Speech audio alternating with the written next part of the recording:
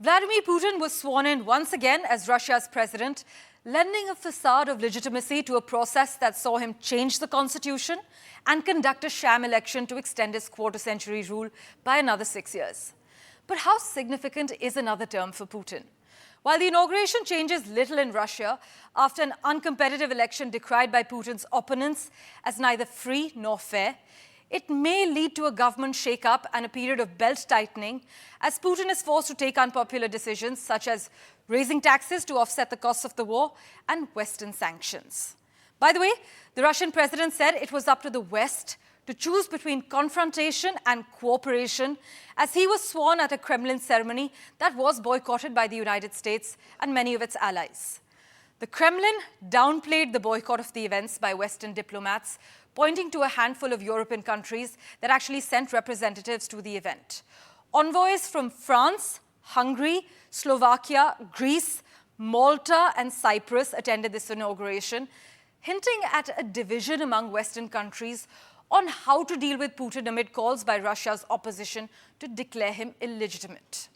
In terms of who wasn't there, some 20 EU countries reportedly boycotted this ceremony, while the US ambassador was also absent after leaving Moscow, according to Russia's deputy foreign minister. Nonetheless, Russian propagandists gleefully pointed out that Western media covered this inauguration, hailing it as proof of Putin's stature despite his international isolation. But looking ahead, the Russian president faces important challenges, the biggest being the Ukraine war. Russia controls nearly a fifth of Ukraine, barely changed since late 2022 actually. Now Putin could just let the war grind on, calculating that time is on his side and awaiting the outcome of the US election in November.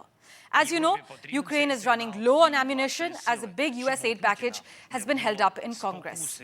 Now, Putin could also escalate by embarking on a new military mobilization on top of the call-up of 3 lakh men he ordered back in September 2022. But that first wave was chaotic, it was unpopular, it prompted hundreds of thousands of Russians to flee abroad. The Kremlin has repeatedly said there's no need for a repeat.